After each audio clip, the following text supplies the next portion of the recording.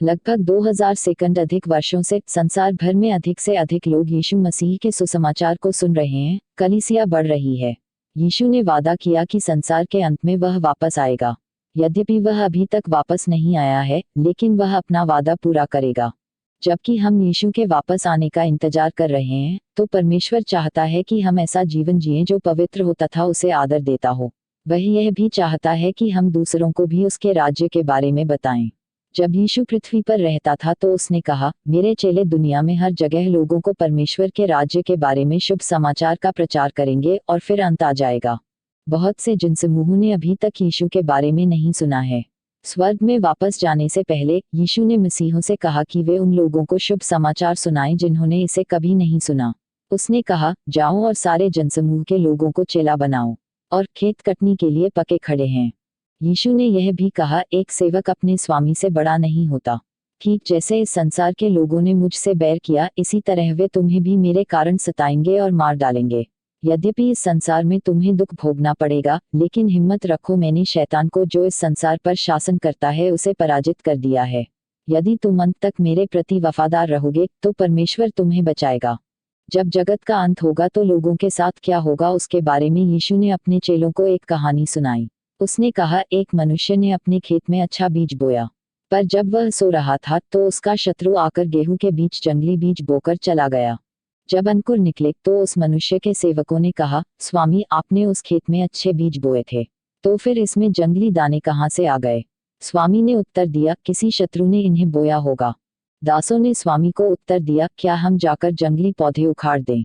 स्वामी ने कहा, नहीं, अगर तुम ऐसा करोगे तो तुम कुछ गेहूं को भी उखाड़ दोगे। कटनी तक इंतजार करो और फिर जंगली पौधों को इकट्ठा कर जलाने के लिए एक ढेर लगा देना, लेकिन गेहूं को मेरे खत्ते में इकट्ठा करना। चेले कहानी का अर्थ नहीं समझ पाए, इसलिए उन्होंने यीशु से इसे समझाने की विनती की। यीशु ने कहा कि जिस व्यक्ति ने अच्छा बीज बोया वो मसीह का प्रतिनिधित्व करता है। खेत संसार का प्रतिनिधित्व करता है और अच्छा बीज परमेश्वर के राज्य के लोगों का प्रतिनिधित्व करता है। जंगली दाने उन मनुष्यों का प्रतिनिधित्व करते हैं जो दुष्ट से संबंधित हैं। जिस शत्रु ने जंगली बीज बोए वह शैतान का प्रतिनिधित्व करता है। कटनी संसार के अंत का प्रतिनिधित्व करती है और फसल काटने वाले परमेश्वर के दूतों का प्रतिनिधित्व करते हैं। जब संसार का अंत होगा तो जो लोग शैतान के हैं उन सभी लोगों को स्वर्गदूत एक साथ इकट्ठा करेंगे और उन्हें एक धधकती आग में डाल देंगे, जहां वे भयंकर पीड़ा के कारण रोएंगे और अपने दांत पीसेंगे।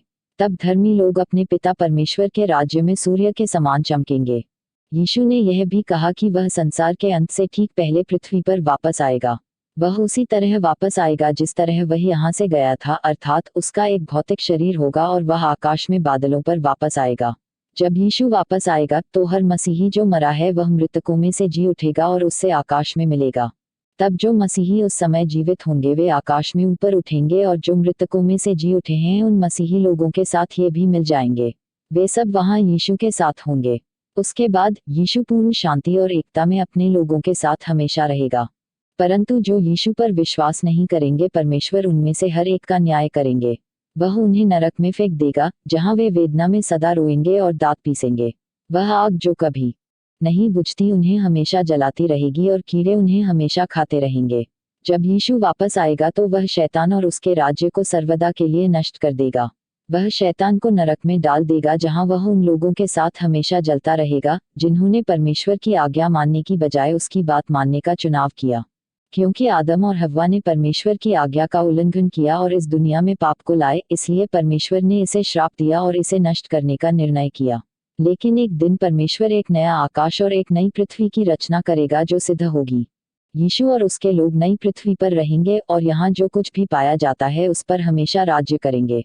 वह हर आंसू पोंछ देगा और फिर वहाँ कोई दुख, उदासी, रोना, बुराई, दर्द या मृत्यु नहीं होगी। यीशु अपने राज्य पर शांति व न्याय के साथ शासन करेगा और वह हमेशा अपने लोगों के साथ रहेगा।